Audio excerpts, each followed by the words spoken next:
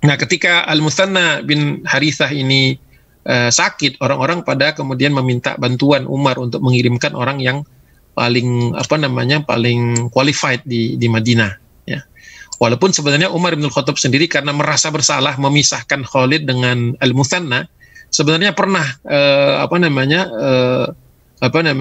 Umar bin Khattab itu ingin sebenarnya menghadapinya untuk berangkat sendiri langsung ke sana. Namun dicegah oleh Al-Abbas bin Abdul Muthalib, ya, paman Nabi Sallallahu Alaihi Wasallam, dan sahabat-sahabat senior itu merekomendasikan agar Umar tidak berangkat. Jadi sebenarnya Umar kepingin memimpin. Saya tidak terbayang kalau Al-Qadisiyah itu dipimpin oleh Umar bin Khattab, mungkin tidak perlu 4 hari. Tetapi ya kita tidak bisa menikmati itu, ya, karena memang kondisinya tidak jadi, ya.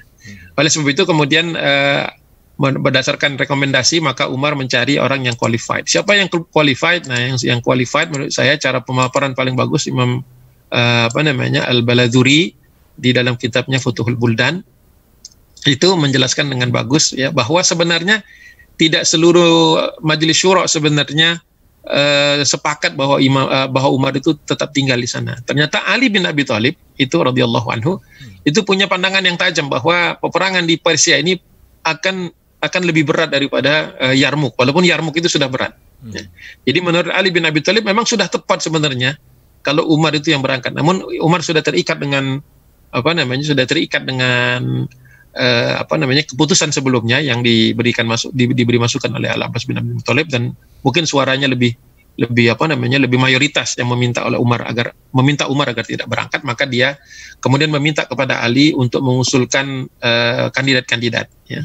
Kandidat-kandidat. Maka kandidat-kandidat itu kemudian diusulkan oleh Ali bin Abi Thalib dan muncul nama Sa'id bin Zaid, ya.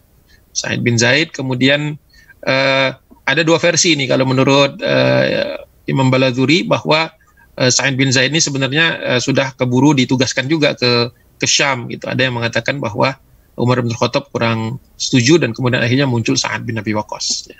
Jadi kalau kita lihat nih, yang merekomendasikan, yang direkomendasikan, yang menggantikan rekomendasi, dan yang mengambil keputusan ini semuanya ahlul jannah ini, ya, orang-orang yang termasuk di antara 10 yang masuk surga, ya. Yeah. Jadi ya memang begitu, kalau di antara orang-orang baik itu mana saja keputusannya bagus, gitu, ya.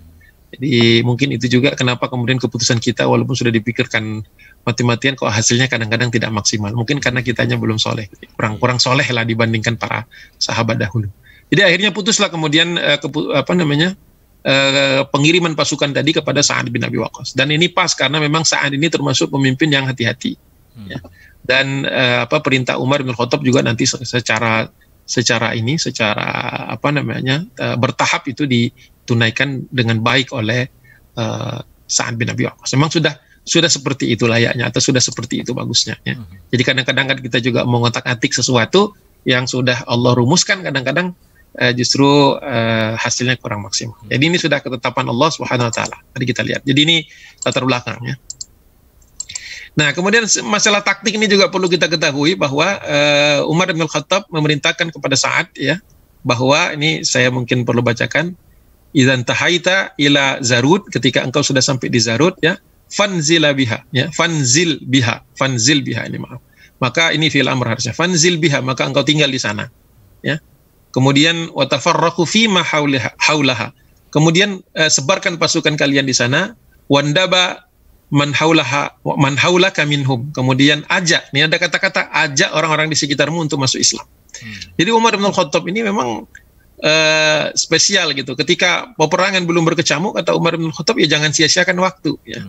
Jadi SOP-nya jelas, ya, sampai ke tempat yang secara strategis menguntungkan, kemudian fortifikasi di situ, jadi bukan sekedar tinggal tetapi membangun benteng lapangan, ya, walaupun sebenarnya tidak diperlukan karena posisi Sa'ad bin Abi Waqqas itu sebenarnya terlindungi karena dia di tengah-tengah padang pasir, ya, di tengah padang pasir, dan pasukan Persia itu tidak berani berperang di luar padang pasir. Nanti saya jelaskan dengan peta berikutnya nanti di teksnya dulu yang penting. Nah, menarik bahwa ketika itu Umar bin Khattab di sela-sela perintah militernya itu menyuruh Sa'ad untuk menyempatkan berdakwah, ya. Baru kemudian mengumpulkan dan merekrut orang-orang lokal, ya. Wantakhib ahlal jundati, ya, ahlal jundati warra'yu wal quwwatu wal uddatu. Jadi kriteria Umar bin Khattab untuk mengajak orang-orang yang memperkuat pasukan Sa'ad bin Abi Waqqas itu sebenarnya ada 4.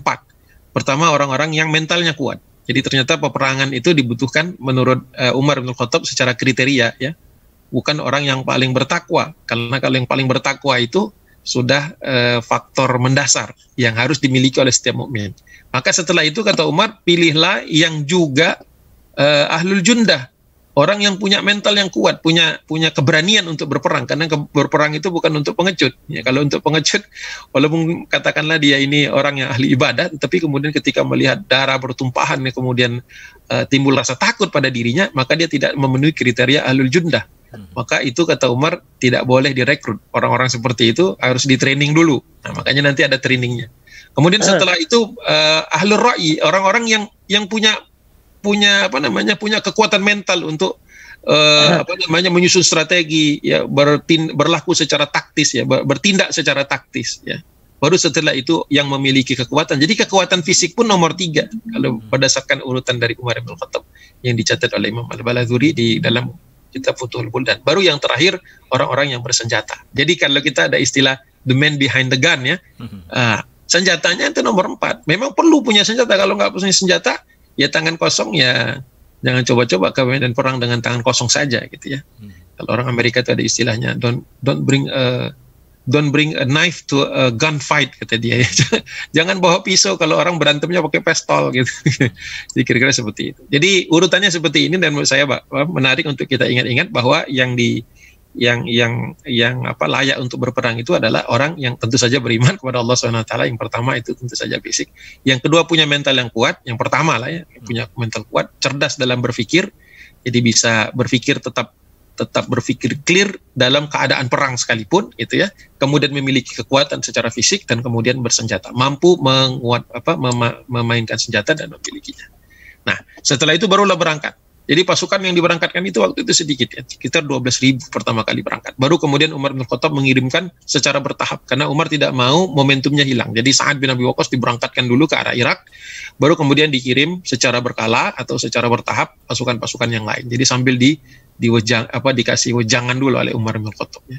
Saya membayangkan di Madinah waktu itu, di Masjid Nabawi itu, di depan Masjid Nabawi itu terjadi taujih dan kemudian persiapan.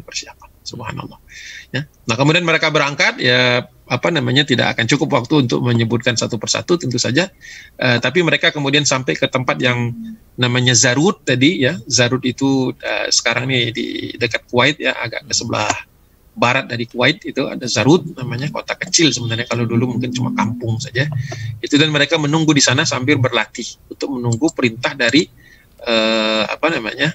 menunggu perintah dari Umar bin Khattab. Nah, jadi kalau yang tadi beberapa halaman di depan tadi itu adalah sumber-sumber mungkin bukan primer tapi mendekati masa terjadinya peristiwa itu, ya, sumber-sumber tangan pertama dari Imam Tabari dan Al-Baladhuri. Nah, sekarang kita lihat, saya gunakan sekarang untuk menganalisisnya itu buku yang ditulis oleh Letnan Jenderal, ya. Letnan Jenderal Agha Ibrahim Khan. Jadi ini seorang letnan jenderal dari angkatan bersenjata Pakistan. Dia menulis buku The Muslim Conquest of Persia. Itu ada satu bab khusus tentang bab Qadisiyah. Ini beberapa puluh halaman dia menulis tentang itu. Nah, ini saya sarikan beberapa hal yang menurut saya penting untuk kita ketahui, ya. Pertama, Sa'ad bin Abi Waqqas itu memanfaatkan waktu 2 bulan di kota Sharaf. Jadi setelah Zarut maju lagi ke daerah Sharaf, ya, dan itu untuk melakukan. Jadi sebagian orang mengatakan bahwa beliau ini terlalu lama tinggal di Sharaf. Tapi sebenarnya menurut Jenderal Ibrahim Khan ini, bahwa sebenarnya 2 bulan itu dia kan ini seorang praktisi lah. Kalau seorang jenderal itu kan berarti dia mengerti pemahaman ini. Dia bilang memang 2 bulan itu minimum waktu untuk melakukan aklimatasi. Jadi pasukan yang dibawa dari Jazirah Arab ini akan berperang di daerah yang tidak persis